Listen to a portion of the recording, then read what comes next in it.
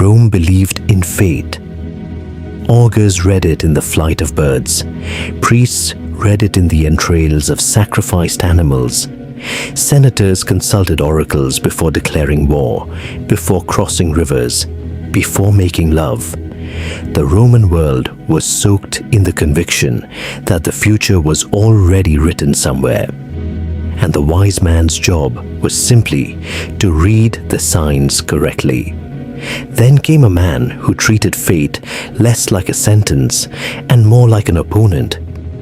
Gaius Julius Caesar didn't wait to find out what destiny had planned for him. He decided to write it himself and dared the universe to disagree. And the only question that remains, once you really let that land, is what you're going to do with it. Destiny had a script ready for Caesar before he was old enough to understand it. Born into a patrician family that had fallen on hard times, with connections to the populist faction that the dictator Sulla despised, young Caesar was handed a fate that should have ended his story almost before it began. Sulla, after seizing power in Rome, demanded that Caesar divorce his wife, a political enemy's daughter. Caesar refused. Sulla's prescription lists were already claiming the lives of men who'd done far less. The expected outcome was simple. Caesar dies young, a footnote in someone else's history. Instead, he went into hiding, was eventually pardoned through the pleading of relatives, and reportedly walked away from the encounter to a warning from Sulla himself that in this stubborn young man lurked many a Marius, referring to Sulla's great rival. Destiny had written him out of the story. Caesar simply declined to leave the stage. By 49 BCE, Caesar stood at the edge of a small river in northern Italy, the Rubicon, and faced the closest thing the ancient world had to a cosmic red line. Roman law was unambiguous. A general was forbidden from bringing his army across that river into Italy proper. To do so was to declare war on the Republic itself. Every signal, legal, religious, political, pointed toward catastrophe. The Senate had stripped him of command. His rival Pompey held the legions of Rome behind him.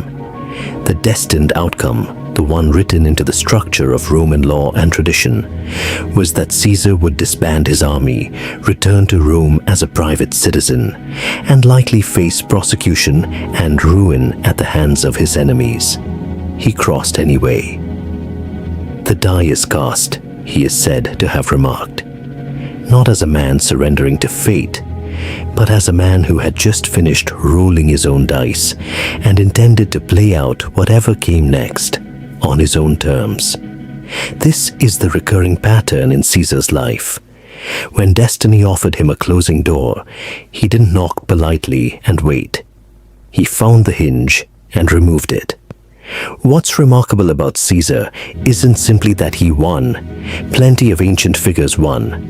It's that he kept making bets that, on paper, he had no right to make, and somehow, again and again, came out ahead. In Gaul, he fought campaigns against numerically superior forces, building fortifications that surrounded his own surrounding forces. At Alesia, his men built a ring of siege works, facing inward toward the besieged Gallic stronghold, and a second ring facing outward against a massive relief army, fighting on two fronts simultaneously, with what should have been impossible odds. He won. In the civil war against Pompey, he crossed the Adriatic in winter, a season when no sane commander moved an army by sea, specifically because no one expected it. He arrived in Egypt during a succession crisis and walked straight into the middle of it, emerging not just alive, but allied with Cleopatra and in control of the situation. Each time, the destined outcome, the rational, probability-weighted, sensible prediction, said Caesar should have lost. Each time, he treated the prediction as a challenge rather than a verdict.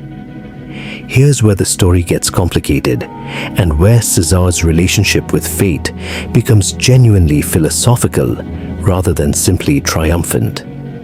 Because destiny eventually won. The soothsayer's warning, "Beware the Ides of March," has become one of history's most famous instances of prophecy ignored. Caesar reportedly saw the man on his way to the Senate that day and joked that the Ides had come. The soothsayer's reply has echoed for 2,000 years. Aye, they are come, but not gone. Within hours, Caesar was dead, stabbed 23 times by men who included his own allies, in the very chamber built to house the Republic's deliberations, beneath a statue of his former rival, Pompey. If this were a simple story about a man who defeated fate, it would end with Caesar dying peacefully decades later, having outmaneuvered destiny one final time.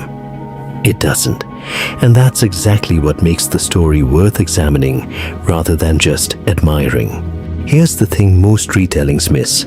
Caesar's triumph over destiny was never about escaping death. No one escapes that. Every culture that has ever produced a hero has eventually had to write the scene where the hero dies, because mortality is the one contract none of us get out of. Caesar's actual victory was different and more interesting. He refused to let destiny dictate the terms of the story while he was alive to influence it. The structures around him, Roman law, senatorial tradition, the expectations of his class, the probability tables that any reasonable observer would have drawn up, all said the same things at multiple points in his life. You will lose here. You will be punished here. You cannot win this one. And Caesar's response consistently was not denial that these forces existed. He understood Roman law better than almost anyone of his generation. He wasn't naive about risk. His response was a refusal to treat probability as destiny. He distinguished in practice, if not in explicit philosophy, between what was likely and what was certain. Destiny, as the Romans understood it, claimed certainty. The gods had decided. The omens revealed it. The outcome was fixed. Caesar's entire career is an argument against that certainty, not against risk, not against danger, against the idea that the future is already settled and all that remains is to discover what it holds. Even in his final hours, there's a strange echo of this pattern. Ancient sources claim Caesar had been warned repeatedly in the days before his death. His wife Calpurnia reportedly had nightmares and begged him not to go to the Senate that day. Friends advised caution. The warnings were not subtle. He went anyway. This is the part that troubles a purely triumphant reading of his life, and it should. Going to the Senate that day wasn't another instance of Caesar bending fate to his will. It looks from the outside like exactly the kind of overconfidence that finally caught up with him. And maybe it was. But there's another way to read it, one that fits the pattern of his entire life rather than breaking from it. Caesar had spent decades refusing to let fear of an uncertain future control his present actions.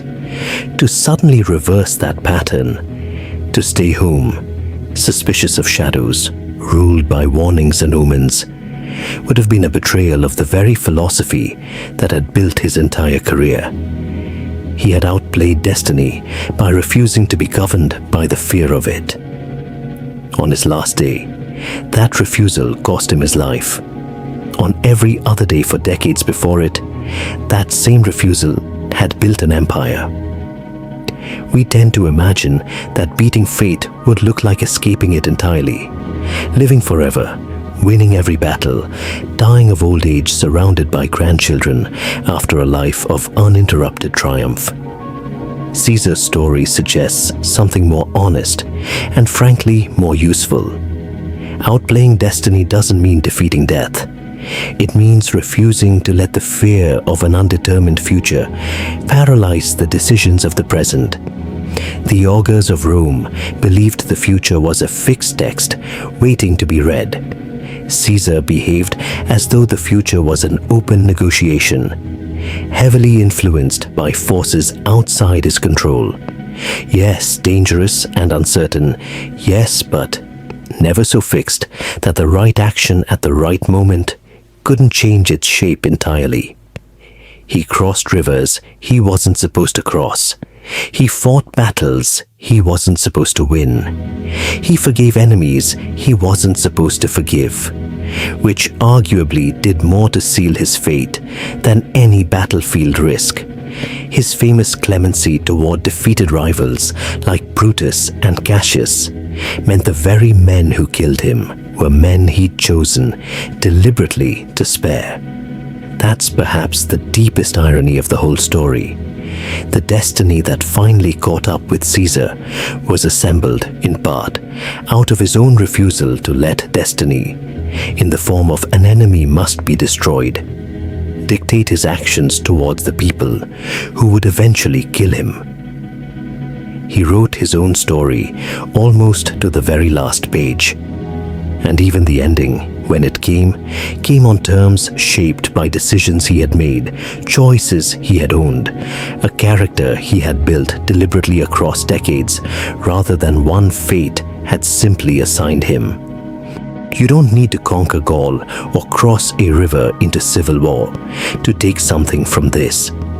The structures around your own life, the statistics, the expectations, the people like you usually end up like this. Predictions that family, culture, and circumstance hand you function the same way the Roman omens functioned for Caesar's contemporaries. They feel like certainty. They're usually just probability dressed up in the costume of fate. Caesar's life is an argument for treating the difference seriously, not recklessly. He was, by every account, an exceptionally careful planner, calculating odds with more precision than most of his rivals. But planning is not the same as submission.